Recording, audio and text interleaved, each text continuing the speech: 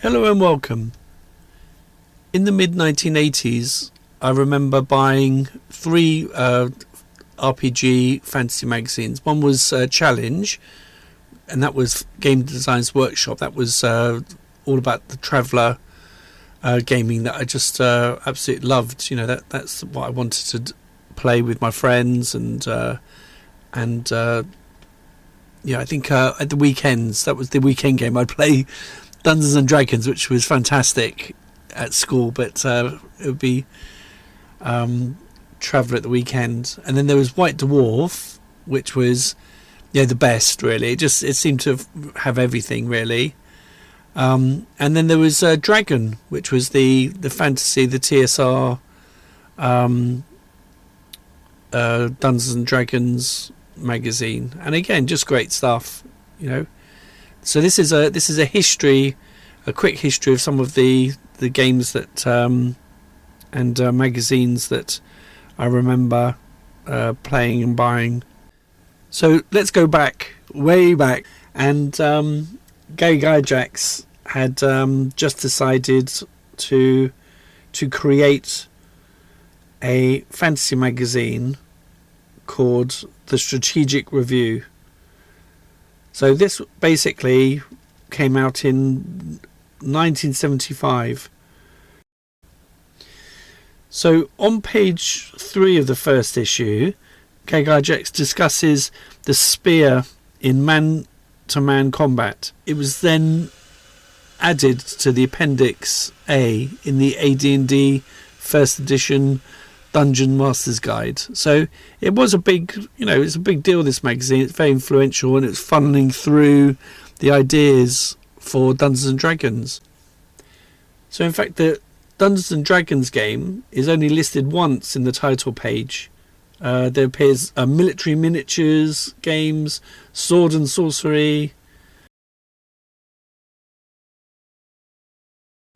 So the Strategic Review was billed as the newsletter of tactical studies rules, which will quite naturally be used to carry advertisements for all of TSR's product line.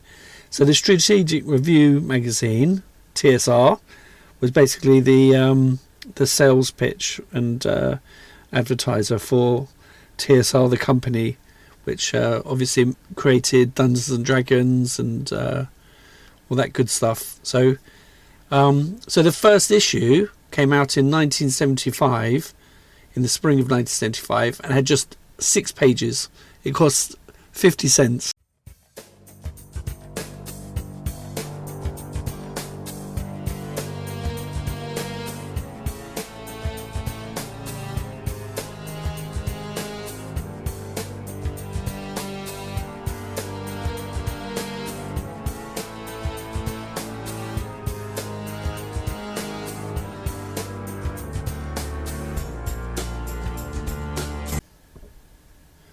And then in episode 7, they had an advert for The Dragon Has Arrived. So in June, the Dragon would be the updated version, which would then lead into the magazine of the 80s.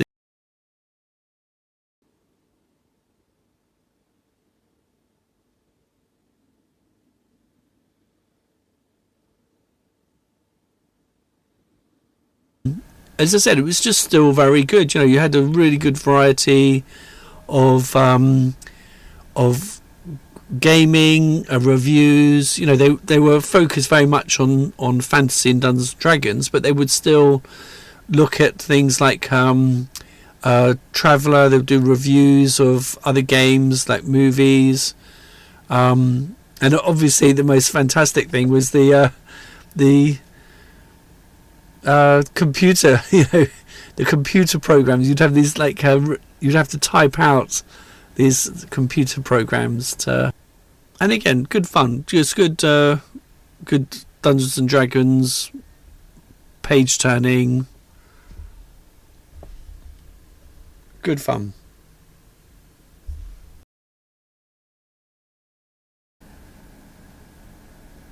And then, of course, White Dwarf.